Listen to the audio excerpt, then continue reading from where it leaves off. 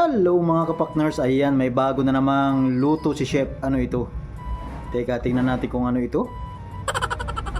Ano yan? Yung dilaw na yan. In-steam niya? Ay, hindi. Yung pala diretso sa kawali sa ilalim. Jesus, akala ko steamer na. Na yan, may bagong tricks na naman. Parang minajikan mo agad ako ng dali-dali nun . Sinabawan yung itlog na may kasamang hotdog, nilagyan ng mustasa, tapos toge.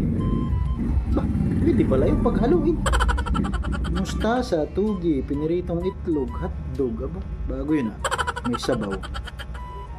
Nilagyan na napakaraming bitsin, asin. Ayan, mikos-mikos na. Luto na agad ang ulam mga kapakners. Tapos ano yan? Yan ang tunay na in-steam na talaga.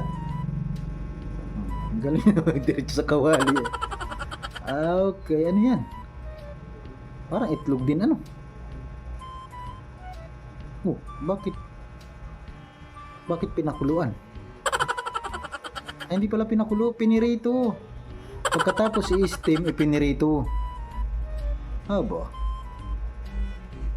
Tilabsika na yan dyan. Parang itlog din ano. Parang scrambled egg. Na yan tostado na. Mukha siyang ano, yung mamun, alam niyo yung mamun? Tapos magbi-blender ng isang buong cheese. Nilagyan ng itlog. Nilagyan ng Nestle cream ba yun o gata?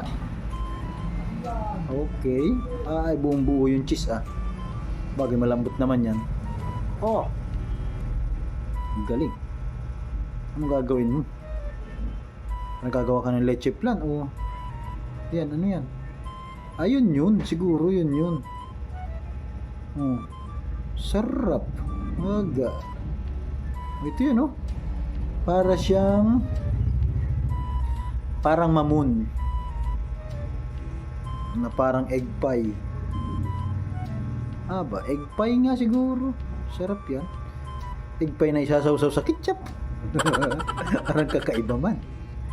Ayan ay masarap. Nakakuha ko ng idea ron na sinawsaw sa ketchup. Ano daw yun? Ba't gayon yun?